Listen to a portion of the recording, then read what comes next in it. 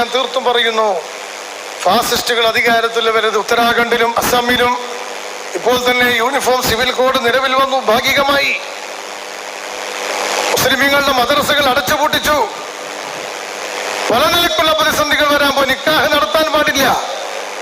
വിവാഹങ്ങളൊക്കെ പഞ്ചായത്ത് ഓഫീസിൽ പോയി രജിസ്റ്റർ ചെയ്ത് നടത്തുന്ന വ്യഭിചാരത്തിനുള്ള ഒരു അംഗീകാരം കൂടിയാണ് ഇതൊക്കെ കൊടുത്തുകൊണ്ടിരിക്കുന്നത്.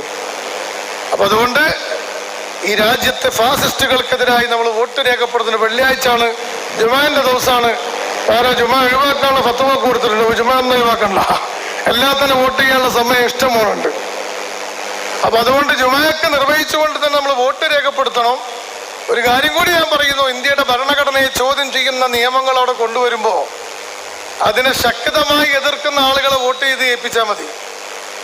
അവിടെ ഭരണഘടനക്കെതിരായി നീങ്ങുമ്പോൾ കട്ടൻ ചായ കുടിച്ച് ബിരിയാണിയും കഴിച്ച് ഇങ്ങനെ കിടന്നുറങ്ങുന്ന